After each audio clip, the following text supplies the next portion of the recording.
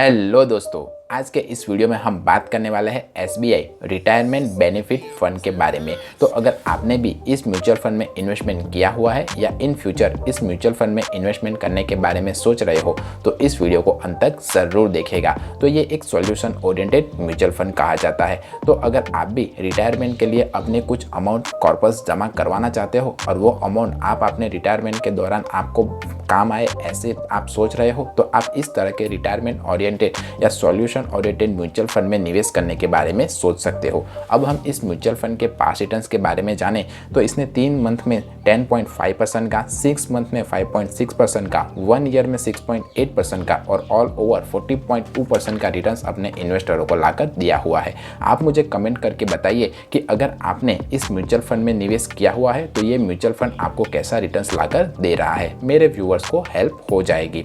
इसका expanse ratio 1.03 है, जो मेरे हिसाब से काफ़ी ज़्यादा है। अब जिसे नहीं पता कि एक्सपांस रेशियो किसे कहते हैं, तो जो एसेट मैनेजमेंट कंपनियां होती है वो हमारे ही पैसे को मैनेज करने के लिए हम ही से कुछ फीस चार्ज करती है और उसी फीस को वो एक्सपांस रेशियो के तौर पर हमें बताती है। तो जितना ज़्यादा एक्सपांस रेशियो होगा उतना ही कम इन्वेस्टरों को प्रॉफिट होगा। तो जब कभी भी आप किसी भी म्यूचुअल फंड में निवेश करने के बारे में सोचें तब एक्सपांस रेशियो के क्राइटेरिया को ज़रूर ध्यान रखें।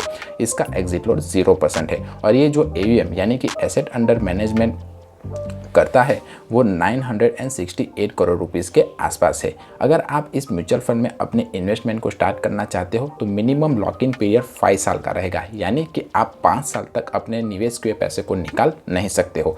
तो इस बात का ध्यान आप ज़रूर देखिएगा। ये mutual fund benchmark S&P BSE 500 try को फॉलो करता है और अगर आप इस म्यूचुअल फंड में अपने इन्वेस्टमेंट को स्टार्ट करना चाहते हो तो मिनिमम SIP 500 रुपीज़ और लमसम अमाउंट 5000 से स्टार्ट कर सकते हो।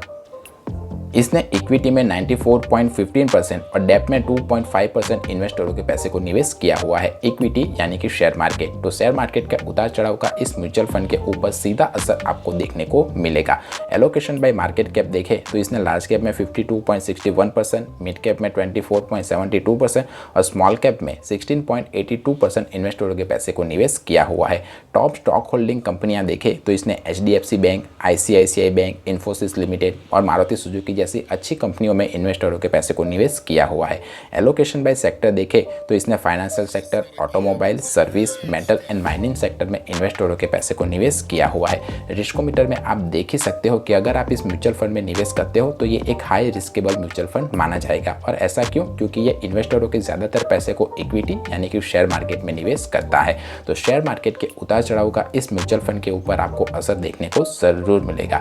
अब हम इस म्यूचुअल फंड पर लगने वाले टैक्स के बारे में बात करें तो अगर आपने 1 साल के बाद अपने निवेश के पैसे को निकाला पर जो आप निकाल नहीं सकते हो, अगर आपने 5 साल के बाद अपने निवेश किए पैसे को निकाला तो आपको 10% का long term capital gain tax देना पड़ेगा और उसमें से भी आपको 1 लाख रुपीज़ का असम्पशन मिल जाएगा।